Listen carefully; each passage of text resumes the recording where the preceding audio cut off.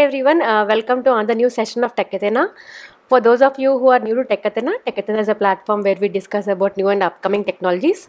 With that, I'm your host Deepthi, and with me is my co-host Shalaka. Hi there. First of all, I wanted to tell you about the break that we have taken. So both of us have switched our careers. So we joined a new company. So new technology we have to get used to, new people we have to get used to, and moreover, because of COVID-19, we were doing virtual onboarding. So first of all, I joined exactly one day before the lockdown starts. So I got to go to office only one day. Shalaka, what about you? Yeah. So hi folks there, and we really had to take the break because of the other changes that we were going through in our professional lives. As you may be aware, recently joined Microsoft as a director partner technology. Um, I joined within the lockdown period, so it was like a new. I mean, I'm just still not able to feel that I joined a new company because I still have not visited the office or met anybody physically. So it's all on virtual. However, I would say the experience was super cool, very smooth. Microsoft did an amazing job of bringing me online, getting connected to a lot of people. The kind of technologies tools were provided so that in spite of not being physically in the office, I could be part of the team very quickly and get onboarded. I think that was fabulous. And moreover, so I am actually supposed to work with partners to bring the solution to our end clients. Using it myself gives me an immense amount of confidence and conviction that these technologies are really super cool and they really enable a virtual world. There is always going to be a missing intimacy of the physical connect, I would say. But I had a very good experience, and now I'm sort of getting settled, know people. So we thought, I think Dipti also is now settled a bit. So we thought it's a good time to come back to our passion and start doing these sessions once again. And yeah, and by the way, guys, even I joined Microsoft as account technology strategist. So I took over a role which is different from before, which is more domain focused than just technology alone. So it's a new learning, new domain. And yes, yeah, Microsoft is an amazing company, but being virtually, we are still not getting the feeling of Microsoft. We are only getting the feel of technology right now.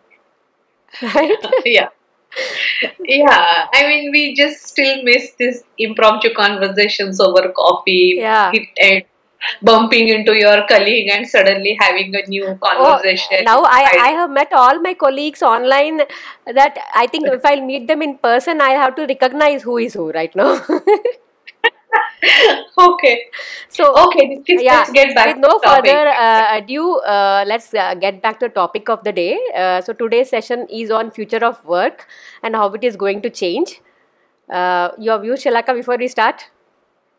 Yeah, I mean, honestly, everyone is going through a massive change in the way they work. And I think there are really three stages of how we are sort of going through this journey. When the lockdown started, I think we were all in the mode of just react and respond on many changes. I mean, not just on the professional front. I think even on the personal front, everybody went through a cycle of how to get our act together and learn to have a life which is a bit confined but for our own security and safety, and at the same time it's a bit streamlined in terms of how you manage your time, priorities, etc. um, from there, I think we will now enter into the recovery stage as sort of people and economy both tries to come and back to its feet. We understand what are going to be the new rules of engagements, and I think we will try and weave our entire professional and personal life around those new set of rules. And then moving forward, obviously there would be a mega shift, mega changes on how do we tackle and what are the steps that we want to take. in future, when the similar things, God forbid, even if but if it strikes us again, what is that we want to Yeah, do? we'll be more I prepared, think I think. yeah, yeah. So I think that's how we would rather like to look at the future of the work is the immediate term, mid-term, and the long term. What we will end up doing and seeing. Yeah, Okay, so let's get going with the slides that we have put together. Okay. sure. Okay, so here is the first question that we have put together. What have changed, how it is impacting environment, people and process? So in that the first topic is work from home. First of all, initially, I mean, before COVID, when everyone used to think of work from home, they used to think of work from home as something like this, like work from home with all the help, work from home with no, with your family not in the house. So that was actually fun, that was relaxing work from home. But the work from home that COVID gave us was completely different. I don't know how many of you are actually liking work from home now. What do you say, Shalaka? Yeah, so I mean, I will just iterate one of my experience, right? I was working from home for a long time. I think from 2017, I was in IBM. I was managing the APAC team, so used to manage. Probably go to the work for 3 days and then work from home for a couple of days. And initially, I used to enjoy that because I used to save a lot of time on travel, etc. Later in the later period, I actually increased my frequency to go to the office because I figured out that my stress levels come down. At home, it becomes a bit difficult for me to compartmentalize, given the priorities that I carry at home and the expectations that kids, family will have. Um, and probably the liberties that they will take sheerly because of your physical presence there, as opposed to sort of going to the office. So I actually sort of started going to the office even if it was not required for 5 times. I mean, Dipti, you are aware, right?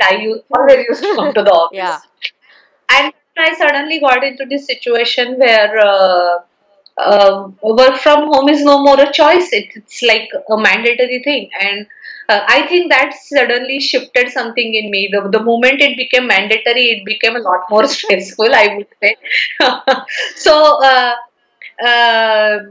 even I went through this period of working crazily, Hmm. not having the time boundaries, really looking at your phone and email first thing in the morning and the last thing before you sleep, and stuff like that. And then I quickly realized within a month that this is not the way I would be able to sustain myself. Hmm. uh, so now I have basically gone back to the original, creating a work-like environment. Work-like environment at home. So I've really set some rules for myself in terms of what is going to be my free time versus what is going to be my work time.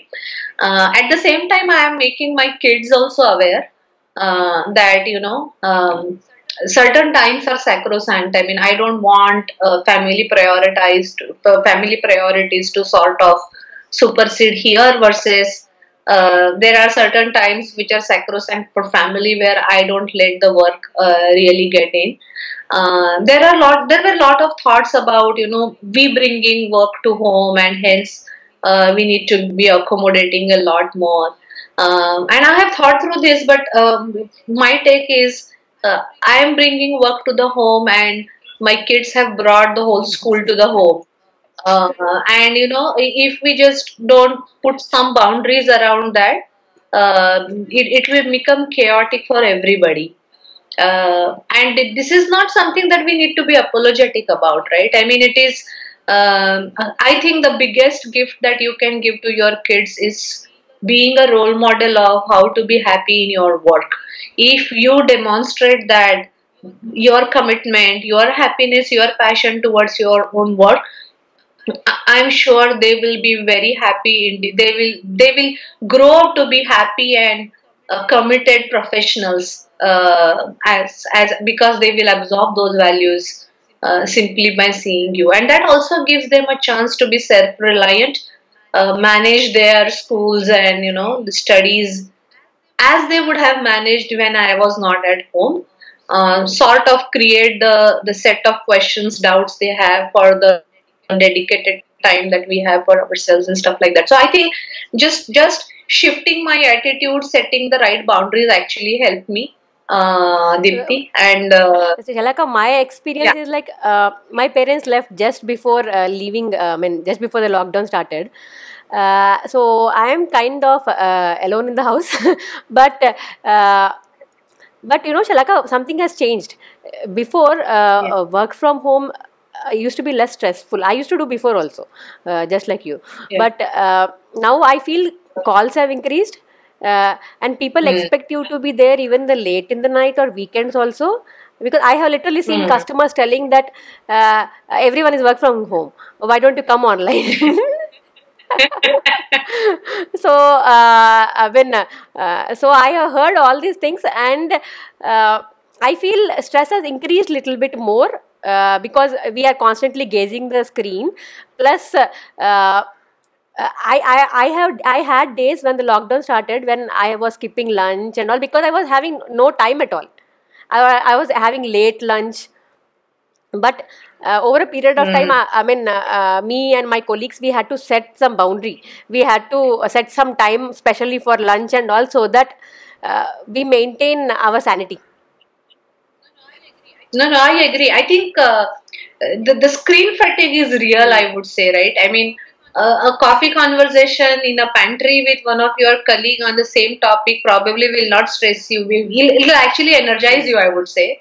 But if you try and have the same conversation in front of a screen with somebody who is remote, I think it will just add to your stress. I think there is a lot of work that technology can really do here, Dipti, in terms of making this feel real, Yeah. more intimate. Maybe the augmented reality. I mean, these are the real things that probably should play in here to make people, feel very real about No, what we are Shalaka, here doing. I also feel it's a lot about mental training or your brain getting used to it because our brain is used to in a particular way. It has to start Hmm. thinking I differently, it agree. has to start planning differently, right? I agree 100%. Yes. Okay, so going further from work from home, what else have changed? Uh, so we start now. I mean, we no more go for shopping much in person. So we do all online shopping. So there's a play of buying everything online coming in, and then the usage of all the payment apps, right? Yeah, it has Hmm. increased a lot than what it was before because I have seen studied NPCI, that UPI payment, how it has changed and how it has increased than before. UPI already was usage has increased like in 2018-19, but 20 has just what given a fire to it. That's what I can say. Okay. Yeah, I mean that's an interesting stats, and you work in Yeah. the BFSI segment, so I think you are on the top of it in terms of what's No, changing. And I really love to hear more on what is changing in BFSI, yeah, really, I am Dipti. actually right now Uh, doing a research to see. I mean, what we see obvious is something else, and what is happening at the back end, how the systems are coping up and all. So, I mean, I'm still doing that mm, research. I'm still not there yet. But what you see, what you usually see is what is there in the okay. news. So maybe I think in the future sessions or Yeah. something, I'll give you more details there. Then, Because recently I was going through an article on this hmm? lending also in Yeah, yeah. BFSI, right? I mean, that's an area that has predominantly got impacted because of the downstream businesses probably Hmm. getting into a slowdown, etc. So the lending for one, lending for many. How do you really do the credit risk Yeah. scores on what is will the traditional parameters apply there, or you probably have to do a new kind of model to understand the risk. Also, instead of if the banks are really not going to be supportive of some of the businesses that are mushrooming and trying to come back in the economy, will the crowdsourcing kind of lending, right? I mean, I think it's called many to one kind of lending platforms. So I was really amazed by how that specific stream in banking is trying to change and the kind of role that technology will play to get this No, streamlined. Shalaka, yeah, Shalaka, especially at lending, which you're telling, right? And the risk management there has to change a lot actually. Before, for collections, people used to go, or there used to be different methods of collection. Now it has all online. Yeah, of course, Yeah, they might be recruiting people who will still go because there are people who want jobs, money, and all for that sake. But it's still limited, okay? And it's ethically wrong, and many people would not want to go. Many companies. So now, how do you do that collection? How do you? I mean, it's a different, complete planning, a complete mindset change has to happen there. So mm. yeah, okay, that's a Yeah, different exactly. topic in itself, and it will you can keep on Topic. discussing for long. Yeah, so Okay, let's get back to the yeah. consumer behavior.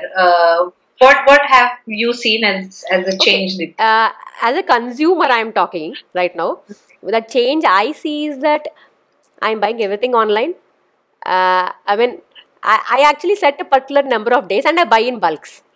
Hmm. Okay, so that I don't go and meet people very often, and I finish my buying faster, and Mm. I'm less exposed to COVID. That's what I am trying to do right now as a consumer, and I'm sure many are trying to do that. Yeah. And yeah, Chaka, what else you have seen? Yeah, yeah. So I was looking at. I mean, obviously, at home the behavior has changed a lot, but we were always a family who buys lot of stuff online anyway. Because I honestly used to feel that I'm wasting time if I'm going out and then trying to spending it in the malls and grocery shopping, etc. And then there is a lot of grocery where if you want to really are very particular about a Hmm. certain organic brand, etc. It's actually best ordered online. So I think a lot of online stuff was already there. What I missed the most was going and buying vegetables from the vegetable market, because that is what I used to love a lot. Really picking up the the vegetables with your hands, and Shalaka, so by the time they are home, you are really satisfied that you have brought the at no, home. moreover, before what I see in change in myself is I used to be very particular about what kind of brand I am buying, okay, what kind of quality. Now I think all those are gone out of my list. Just getting stuff was more important for me right now. Yeah, yeah. So which brings me to a very important point, Deepti, because I was reading through a lot of tech changes that had to happen to really support this kind of changing behavior of the consumers, if you will. Because most of the e-commerce and online shopping portals were actually very heavy on the technology usage. They were actually using a lot of analytics, AI, to come up with the recommendations for their supply chain optimization, etc. So I'm just going to voice out few stuff that I read through, and I was really, I mean, amazed by the change that had to occur. So one was on the Amazon, the fast or the top selling items used to be uh, phone cases, phone chargers, Yeah, Lego playsets. yeah, Suddenly, we entered the COVID, and people were buying sanitizers, people were buying toilet papers, paper towels, and the way the models work is they take little bit amount of time, because you have to really gather that data, feed it back, train the model so that it can come up with the additional predictions and analytics, right? So there was an inherent response time in the way the whole technology worked. So the moment people or consumers' behavior changed, that change couldn't get reflected on the sites. It really took them about couple of weeks to reach there for the machines to understand that this is to stay. yeah. So that's one thing that I figured out, that the whole automation went in a tailspin, because there was a lot of advantage in adjusting to this changing behavior. But the sudden spurge, we were not geared up to automate it the way we would have wanted, right? Yeah. Now, this actually would have created a lot of pressure on supply chain because the analytics would have kept ordering something Correct. else, and the demand was for something else. So I think that also took a Yeah. little bit amount of time. Uh, So it wouldn't have so matched actually, right? Whatever yeah, demand is coming in the yeah, supply chain at the back end. yeah. So the learning is we really need ML and analytics, which is bit more responsive. No, Yeah, I mean, Shalaka, I'll tell you what here.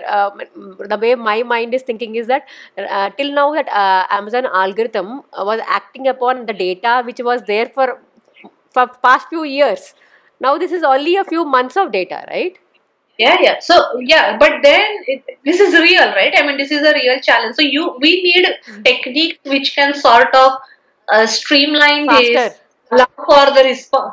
Yeah, but the faster is also not good always. So you Correct. have some trigger there, which can basically say that here, this is where I end up doing lot more responsive training than I mean, think about this in your storage world, right, Yeah, Dipti? Think of yeah. this as pushing the data to SSD. I mean, there is always going uh, to be a call on whether you want to I push. mean, moving the data. Yeah. Whether you want to move it immediately or 4 hours or 24 hours, and everybody will have to take a different call based on, No, where the damage is and where the benefits are. so, but this is like, I mean, you will need manual intervention. Can we do it without manual intervention? If we can really go to that extent of automation, then I think that will then will be the, I mean, algorithms will be But the best. that scope, right? We can always think about that as a north star. So there is at least a scope that we have identified where the technology needs to improve. The other thing that I saw was the learning mechanism itself, right? Like for example, uh, if you look at the sellers or the brand recommendations that come for the similar item in Amazon, because Amazon also makes money for via their delivery. Delivery. Yeah. So, the brands which did not use Amazon delivery were always rated below, and the brands which used Amazon delivery for actual deliveries were rated up. And when the COVID hit, everything went into a tailspin, and Amazon was really struggling with these delivery folks Hmm. and Yeah. getting shipped. There was a lot of pressure on the delivery lines, so people were. There was a lot of struggle on making sure that the deliveries are on time. And unfortunately, people were only picking up what is coming at the top. Like for example, you want to buy a paper towel, you're not going to do lot of research on brand, right? Yeah. Yeah, so whichever is at the top you will pick, and most likely that is actually Amazon delivery, and Amazon delivery is already suffering. But down below there would be something that those brands are delivering by themselves, that they are not really that much pressurized at this point. So your actual chance of getting the delivery from them was good. Hmm. Uh, Okay. so now, I did not think of this. but the problem was. No, neither did Amazon. The problem was Amazon's machine learning algorithm's goal was to maximize Amazon's revenue. It was never to maximize the efficiency of the delivery channels, No, right? Shalaka, Amazon, I was actually not ordering until a month back, I think. Because it was closed, right? Amazon delivery was completely closed. No. Okay. Okay, maybe my area it was closed. Yeah, yeah. So then what happened was we sort of Amazon figured this out, I think, a month into the COVID, and they then started flipping it. So every time there is a delivery pressure, you would start seeing the non-Amazon delivery brands of the top, the Amazon delivery. But it again, I mean, this is again the response via machine learning, right? It took them about a month to understand that this is what is happening, but they could actually serve the customers better if they flip this little bit around. I mean, So that was another example we that need I was. we need AI and machine learning algorithms to work like brain now, our brain, human brain. Yeah. Yeah, Yeah. So I don't know that, when that will happen, but there's research going on there. But yeah, but it's a difficult thing. If they can really work like a brain, then I mean it's amazing. so I Yeah. think the idea is, I mean, the more I think about it in my mind, I feel that the role of the data scientist, Hmm. right, that is more crucial in these scenarios, because So the machine learning is machine learning. It doesn't understand really the context of the data. It learns whatever you feed it. And then there is this business data. But the data scientists are real people. They understand the context of the data. They understand in which way this data needs to be spinned up and trained and put to use, right? They are really the people who connect the world of machines to the world of business context. Yes, yeah. So I think those are really important people in these times of period where I wonder. they should get people to guiding to switch and spin quickly. I wonder how the data scientists at Amazon have changed this or made the algorithm recognize this. Yeah.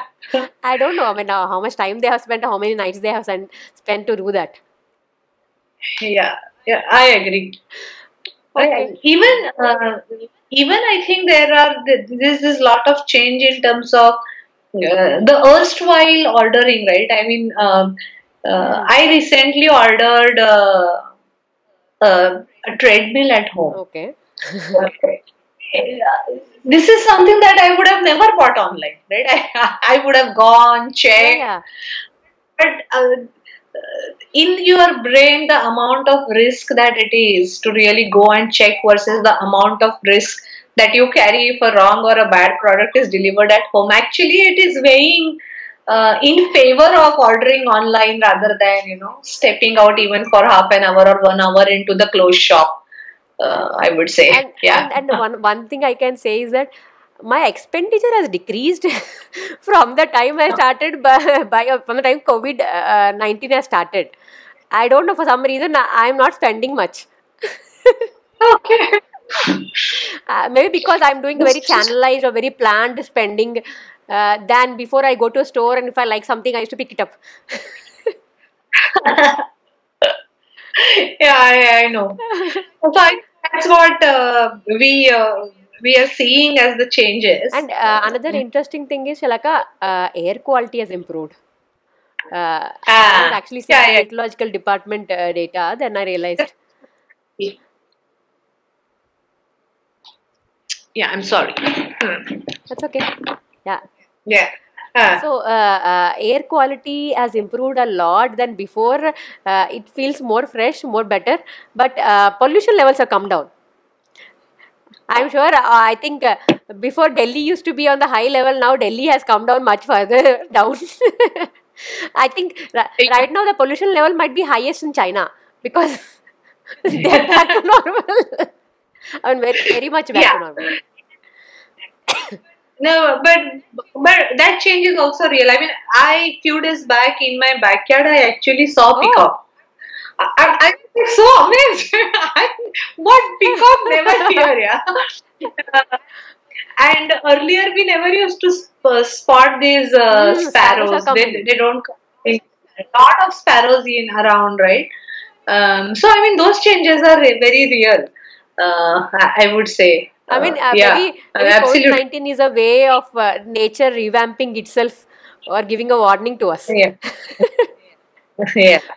Yeah. So, Shalaka, I mean, if we could take this as a positive impact and figure out maybe a way how do we, sustain this even as we come back to the normalcy, because a lot of this positive impact is at the expense of economy. There are a lot of people who are suffering out there, and against that you are seeing this slowdown and hence the economy or hence the environmental positive impact.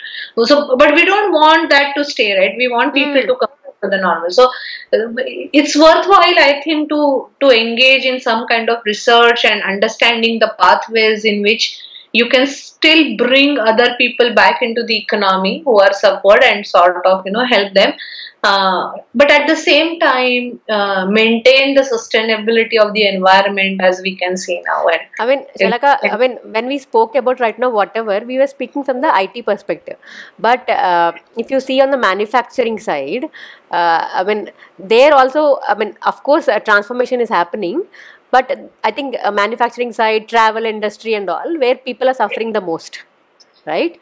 Jobs are suffering. I think now those people who are suffering from job, they also are going to rethink about the way they are going to work in the future, or how they want to. Everyone will make a backup plan now. Yeah, yeah, no, I agree. Right. So it just needs to be seen on in which way it's sort of, Yeah. I mean, even governments are now well aware of the problem, and I think they will also take steps in to ensure, some programs which will ensure that the impact is minimized. You don't have massive scale migration happening. You are bringing jobs to the people where they are, making the visibility more pervasive of the opportunities that exist in the neighborhood. I think all that sort of will come alive with this. Okay, with that, which leads to our next slide. Yeah.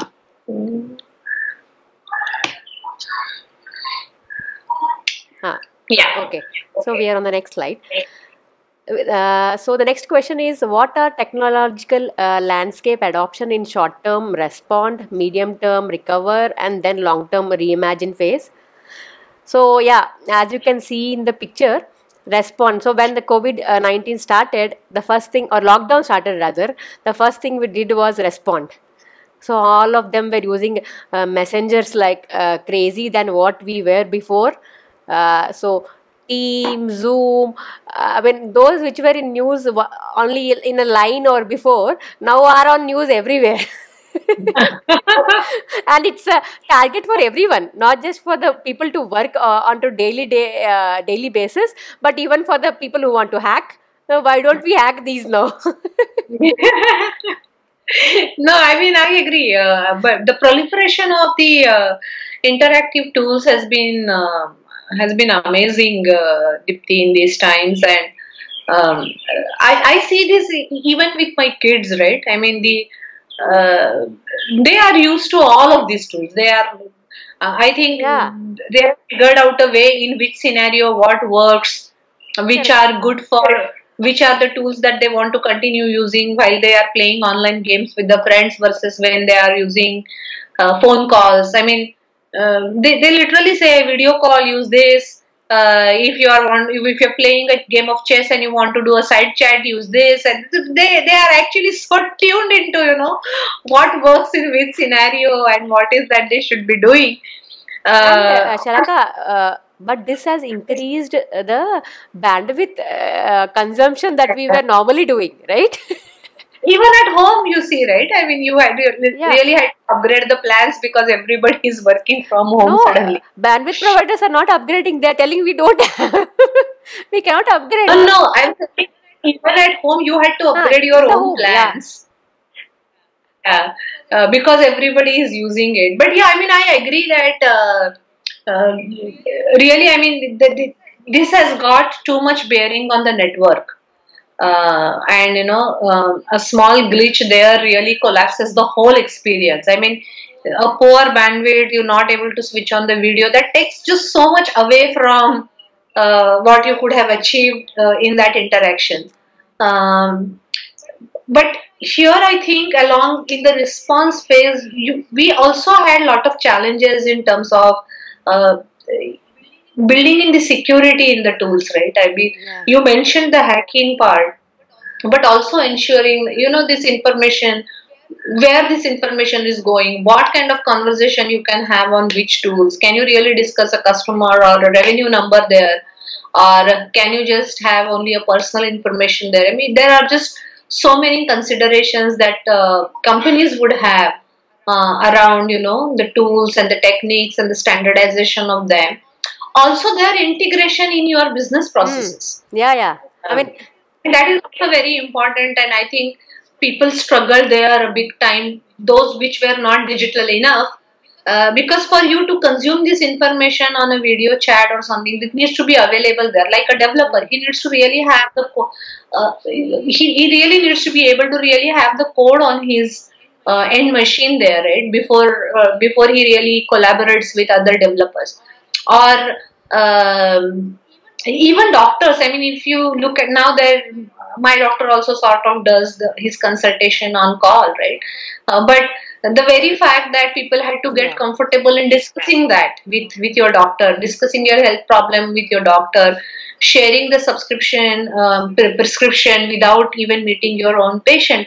I mean, those are all like process problems, Hmm. automation problems. People had to get comfortable. And earlier, if a company tries to drive something like that, they would make a year-long project out of it. Correct.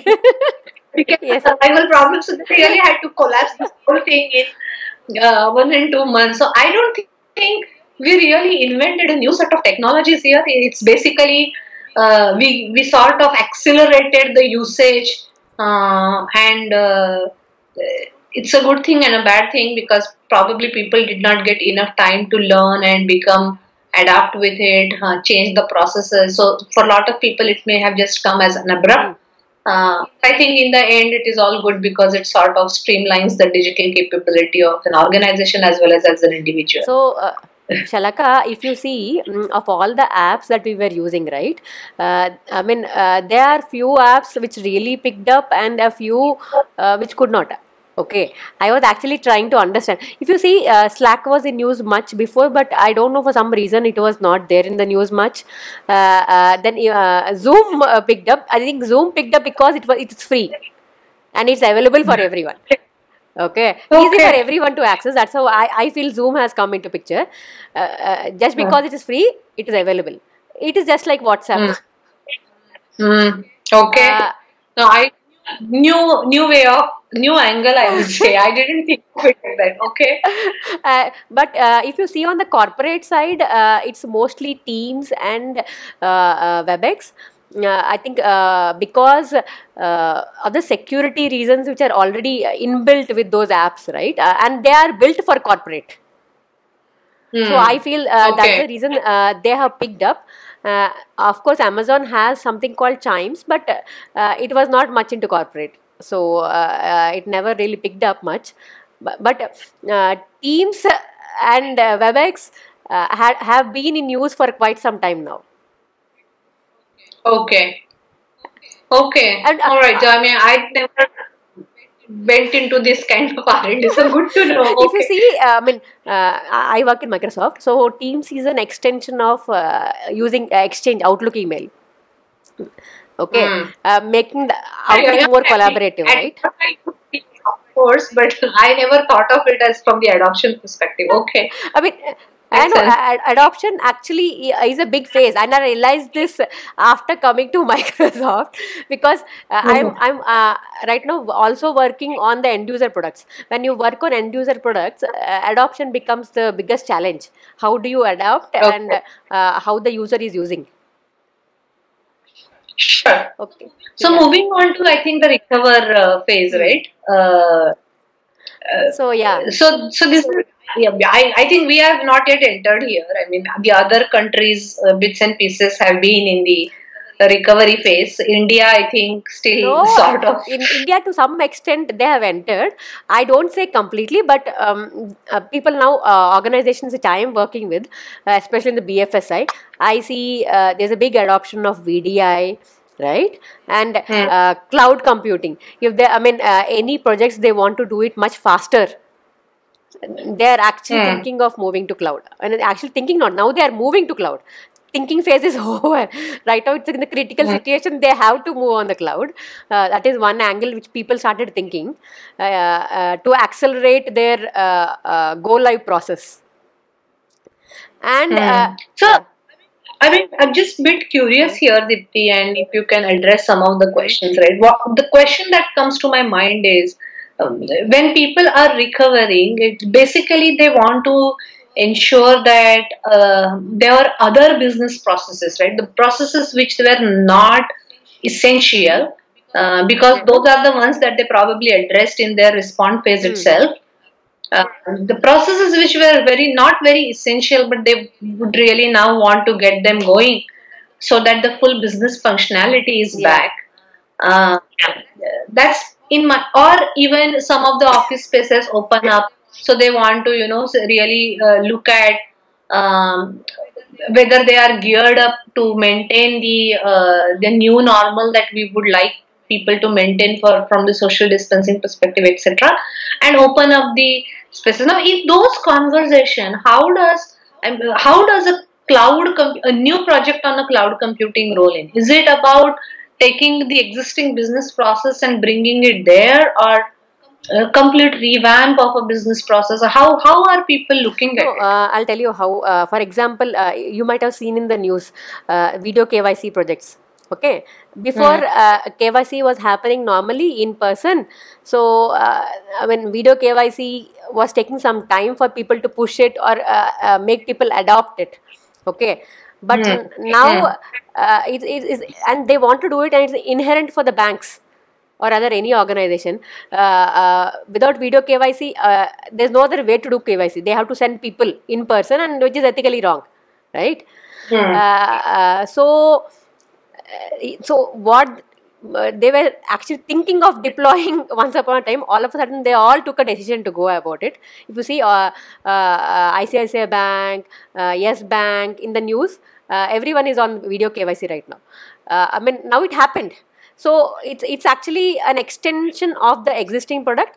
So what they did was they made their existing on-premise product in the web form and deployed the new video KYC application directly on the cloud itself, and the cloud talks to on-premise. That's how they are set up. Hmm. I mean, Okay, so basically looking at the existing business process, finding out the manual or physical component in that process and trying to automate yeah, that, right? That's what correct. people are Yeah. responding. Hmm. Okay, understood. Now moving to the reimagine Reimagine phase. phase. Yeah, this is very close to my heart because I think a lot of things will change once people, start to take the holistic look at the entire business as a paradigm and look at where the technology can play a role, both for their own people, their own employees, as well as their end customers. And in the process, I think they will end up transforming a lot of the product offerings that they have internally and externally, both and bring a lot of automation in the operational or routine stuff, I would say. Sure. Yeah, I mean, overall, I think this is like empowering yourself with the technology. That's how I look at the entire reimagine phase. And And this is what is going to transform the industry actually. It is going to be transformative. Yeah, I mean, lot of people are already on this journey. They were thinking about like 5-year plan for this, but I think now they will sort of accelerate this whole transformation. Um, we also, as a technology industry, we also have a very strong responsibility to make sure that we are ready for this because.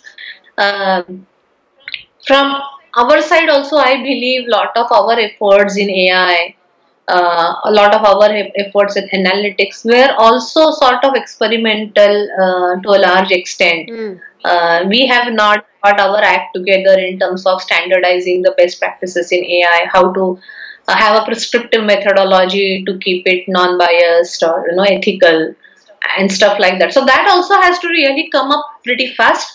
But I think this will be an exciting phase for almost every So, business. Shalaka, here one important thing which I want to tell was I can see this automation portion actually accelerating a lot, especially in the manufacturing field when they are rethinking.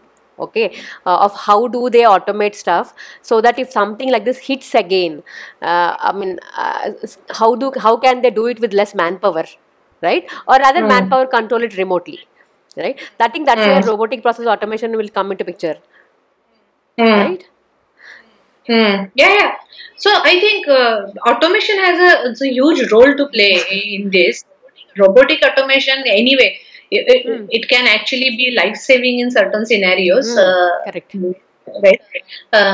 But at the same time, the ability for the automation to integrate into the business process, I think that is Hmm. again very important. Yeah. Rather than them staying at a level where you are sort of automating a client response for a complaint or a query, Rather than that, if you can sort of figure out a way to get this integrated into business process, okay, can I automate a form filling process by video interviewing a candidate, right? I mean, that's where Hmm. a lot Yeah. of power comes, right? To take care of lot of digital labor, and also to that extent avoid manual error, which also basically means that the errors in the technology will really not be that huge. So your models are that strong and stuff like that. So I think both will have to go hand in hand. Yeah, Shalaka, another major shift I see is the on the being on the Microsoft. Okay, I see this. Otherwise, I wouldn't have seen being outside probably on the O365 side. Okay, Hmm. if you see, almost all the customers are on the journey of O365 before COVID, but from the time Hmm. COVID started, they actually started exploring everything else in O365 because in O365 there are lots of security features, there are lots of features to integrate, and almost all the customers have AD, right? Hmm. Going online is very easy I mean using O365. And which another interesting thing which I noticed was Teams, people used to see as a messenger, right, in a respond phase. But going forward, people are actually my customers. I see them or different departments in the customer, like HR department and all. They're asking, can we Hmm. integrate this form into Teams? Can we integrate Hmm. this app? And Teams has this interesting feature of integration of apps into it, so that Hmm. they can take instant feedback of people, and moreover two people can collaborate and modify document at the same time. So in that Hmm. perspective, I feel O365 is something everyone has started with. First is to change their end user or their own employee or customer behavior, and then at the same time parallelly automating things at the back end. This is what they're trying Okay. to see. I mean, Okay. uh, Good. I mean, it looks like you are sort of in the midst of the transformation with your clients, Dipti, and it's a good sign. I am yet to personally learn a lot about O365 as well as the teams and their integration and that ecosystem.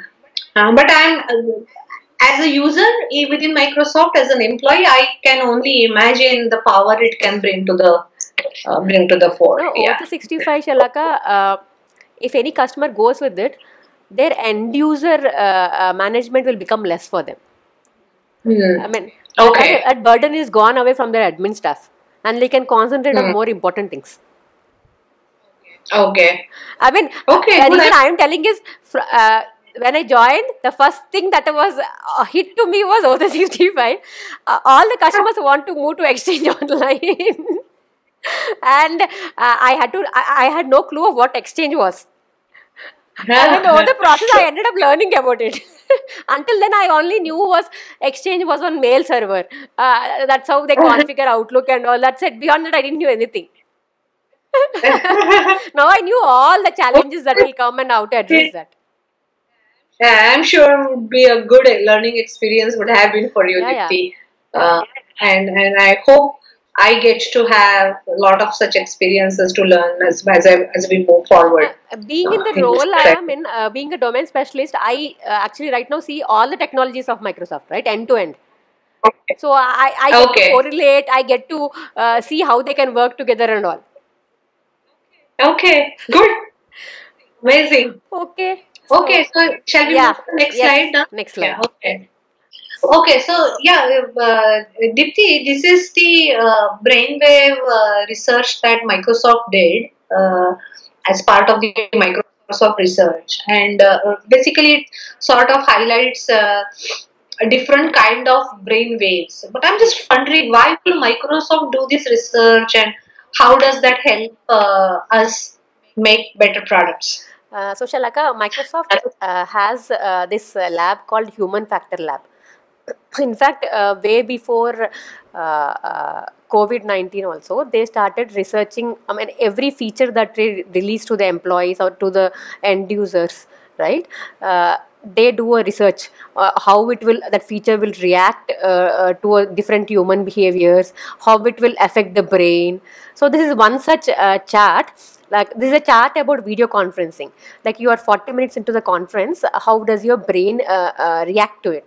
If you see this green line, that is a short-term memory, learning and retaining line, and the violet line is a calm and relaxed line. The blue line that you're seeing, it is your concentration and anxiety. Okay, and the red line is how you are integrating multiple scenarios and information. Okay, so if you see, you started off with the low concentration and low, I mean, integrating red and blue, like you can see, right? They're low, but towards the mid, I think towards some 25 minutes, you are on the peaks. But as you go, as you're going beyond 40 minutes, it has again dropped down, and you're nowhere calm and relaxed anyway because you're too much concentrating, right? So this is how it is, and this is how, and they relate this to the features. Just to give you a small example, Microsoft had recently come up with a feature called Together Mode, where it will show like you are sitting in a gallery with all your colleagues next to it in different seats. Okay. So they say that that feature is released because it is seen that it is going to decrease your anxiety and feel make you feel more together, more with the people, more connected to the people. That's what they have seen in the lab, and they released. Initially, when I saw the feature, I was like, "Why did they release a silly feature? Is it really needed?" No, I mean, I understand, and it's so just so great that people are putting in effort to understand how our brain functions and making sure that we have a set of features which sort of, try and manipulate us to stay calmer and stay more positive, less anxious, because that's the way an individual would be productive, efficient, and will be able to contribute to the discussion. So it's actually amazing that the tech companies taking up the research which otherwise should land into some medical profession or a healthcare research, and use it in the tech domain to really drive the new features. It's really heartening, and I'm really amazed by the amount of thought process and the research that goes behind these kind of feature releases. Because Shalaka, ultimately it's the people who are going to use the products. If it is not made or rather not studied, there's no point in releasing any feature or any product, because people will never be able to relate themselves to, or they'll not be able to use it. It'll just be hard for them. Yeah, I agree. But this is also an example of how the lines of industries are blurred. Yeah. I mean, you are using some research or spending time in some research which is traditionally not your domain, but you want to really consume the outcome of that, right? I mean, it's like blurring the industry lines. No, Shalaka, if we do that, it is like as good as if we don't blur those lines, it is like I will do my job, you do your job, and these both will never correlate. Right? I agree. Yeah, this is a good thing. But I mean, I still feel intrigued about how work will change when the industry will also start changing. Okay. Yeah. So coming to our next slide. Okay, so we kept this slide to explain you how work-life balance or blend is working with different generations. This slide shows that the Gen Z and millennials are struggling the most when compared to the older generation. Shalaka, if you see, millennials are not used to doing household work like us. They are used to living happy life. Yeah. No, but it is really surprising to see this. They are either helped by their parents or older generation, or they just order stuff, everything from outside. Now they don't have access to order. It is not safe to order or eat from outside. And older generation is also busy doing too many things in the house, so they are actually asking them to share the work. So it has become a little bit hectic for them. I mean, this really, I think, first of all, I'm very surprised to see the chart. And I think it sort of also shows my own bias that I probably had in my mind thinking. I always felt that the next generation would be actually, the younger the people are, the better they are probably coping because they are so much used to the digital life. But what this slide basically tells me is having the experience of compartmentalizing and juggling various priorities in life probably better gears you up for a life which is sort of bound in the house where you still have access to the screens and digital media all the time, but you are disciplined enough to switch on and switch off based on your own well-being. Yeah, and that really brings me to the another point that we forgot talking about, Dipti. It is about how the same constrained work situations are impacting different kind of people in this COVID-19 Different kind of lockdown, people right? in different I mean, generations and different, rather different countries also. really, yeah. So the diversity, right? I mean, if I am to really only speak about India context, I think there is a vast difference in the way the women are probably shouldering the responsibility of being at home versus men. And I'm sure the impact is very differently felt by a 8-year-old versus a Yeah. 16-year-old. So, yeah, I mean, really finding that right balance for across this kind of diverse situations based on where they are in their own lives, and also based on what kind of additional expectations do they carry, and what was their lifestyle before entering into this Correct. particular situation really has a lot of impact on how people are experiencing the same Yeah. change. Uh, to be frank, when it started, it was very stressful. But I think now everyone got adjusted to the way of life. I mean, it's been 4 months right now, so people are kind of getting adjusted to this. And I mean, it's about evolving. You evolve based on the situation you are in. Yeah, but I think it's just good to have a reminder and good to be aware about how the things are changing differently for different people, so that when we are dealing with our teams, our team members, co-workers, They respond we don't take accordingly. things for granted. Yeah, and we don't assume, Yeah. right? We just sort of are empathizing enough and understanding enough to know that our experience can be vastly different from somebody else's Yeah, experience. in fact, I'm Yeah, actually curious. This graph, how will it change? Maybe it might not be the same. Maybe a few more months down the line, right? yeah, yeah, absolutely. If this Absolutely. lockdown continues for one more year, I'm sure it will be a different chart. Yes. Probably yes. I hope so.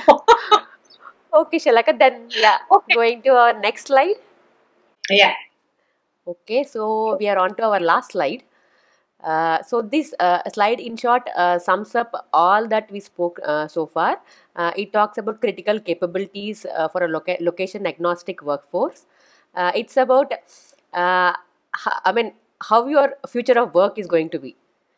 You work from anywhere, anytime, integrated, secure, and no matter what happens, even if a calamity comes or whatever happens, you are still enabled to work, still enabled to connect to your organization.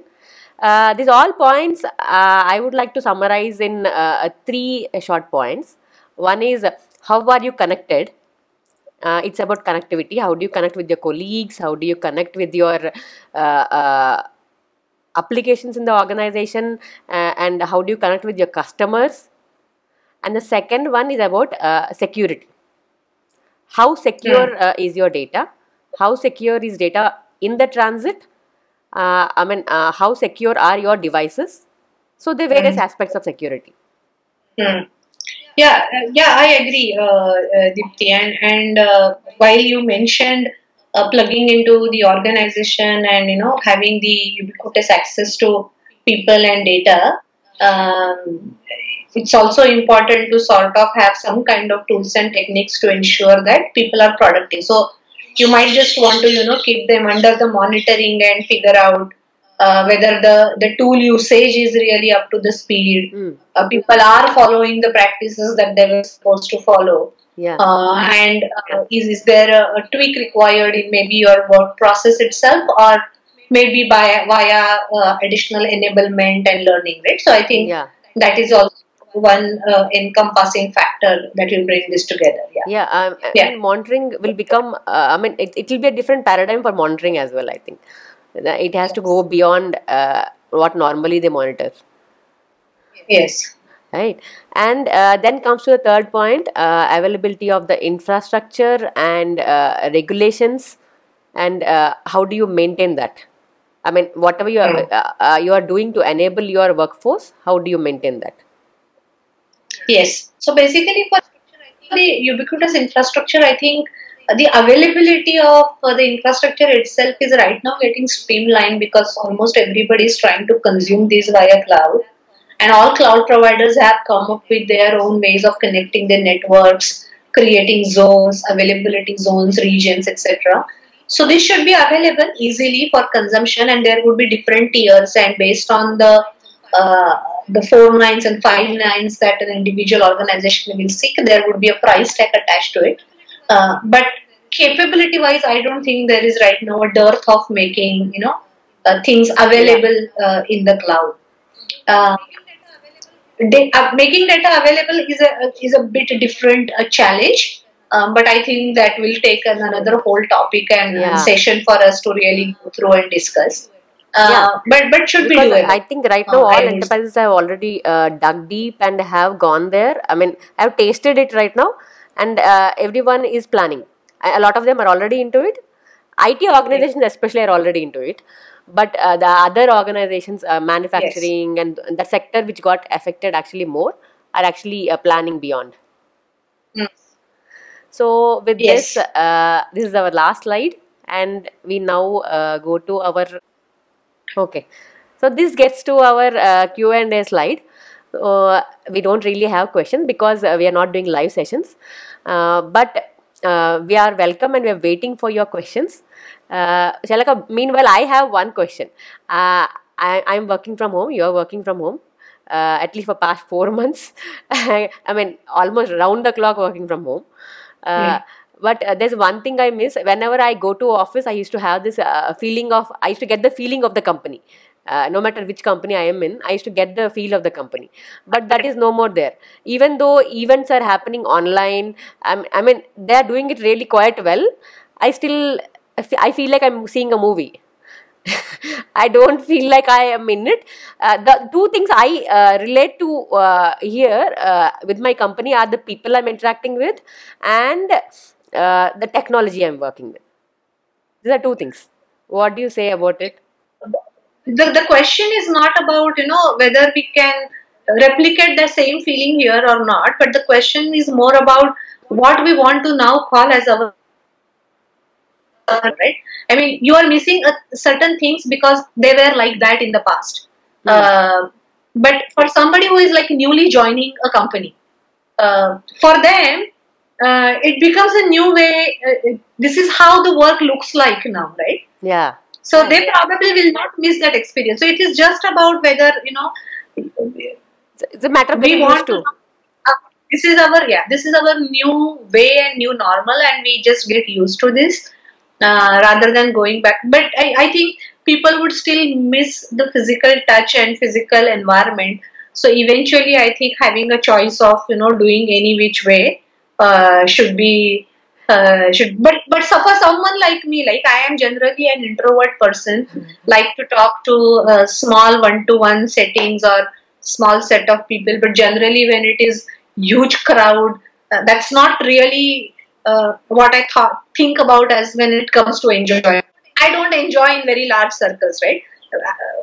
So for me, it is actually a good experience if I am just able to maybe get hold of 5-7 people in a setting and have a celebration rather than getting into a gala event. I would rather actually prefer that. So I think it's very individual on how people would really absorb and look at this. But I think the point is valid. Yeah. Mm, And Shalaka, see, uh, yeah, yeah, sorry. I mean, Go ahead. to conduct any event now, even the team has to do a lot of effort, right? I don't know whether effort is really increasing or decreasing because uh, they have to put the effort to make the people It feel is. it. Yeah, I think it is not increasing, decreasing. It is changing. changing, Yeah, yeah, right? yeah. Yeah, it's a different kind of effort. But um, yeah, just one thought came into my mind, and we didn't really talk about it. Is this whole technology of maturity in IoT and augmented reality can change a lot of things. I mean, just couple of days back, I was looking at this new ad of GeoGlass 3D hologram, where a person's 3D image actually comes in your home, sort of when they call you. You should look at that video. It can change the on screen or this video calling that we are doing dramatically. Okay. Ah, So I mean, also something I saw that. that is to look at. I mean, those are also develop, I saw that. I saw that. and we will have to. Yeah, and in the Inspire event, I saw this video using HoloLens to create Ah, the music. holographic images of patient reports on the screen, and in the ICU connect the actual patient. So I think lot of touch points which were physical will shift to virtual, and for good, I think, because now you're not relying on the physical availability. Some of the things actually work out good, I would think, and some things we will miss. Yes. Yeah, I mean, it's an evolution. As we always change based on situation, right? That's how we always, I think, we'll change now as well. Maybe Yes. after a while, I might not be talking about missing the company feeling. I might start associating with different things, right? Yes. So that comes to Yes. our last slide. As always, what is the book we are reading? I thought I will put the book I am reading right now. So, The Art of Hmm. Invisibility by Kevin Mitnick. Kevin Mitnick is a very famous hacker. I mean, he has gone to jail and all. It's very famous. You can see many of his videos online. So he Okay. explains, I mean, how do you actually go invisible? How your mail can be hacked? How your phone can be hacked? How government organizations are scrutinizing you? I mean, like even if you're sending encrypted data, what is it of that encrypted data will be captured by the government organization? All these things. I mean, those details. It actually frightened me to some extent, but it makes me cautious about or be more aware about how the internet world is changing and how you can be attacked. So it's a fun read. I mean, Sounds very interesting. I will probably order a copy, Nifty, and go through yeah, it. yeah. Sounds interesting. Yes. Okay. Okay, guys. With that, thank you for your time. And do mail us your questions, and you can always leave your comments and ask your questions. Okay, and Thank you so much for your yeah, time, folks. Keep writing to us, and we will regularize this set of sessions soon. okay. Thank you. Thank you. Bye. Bye bye.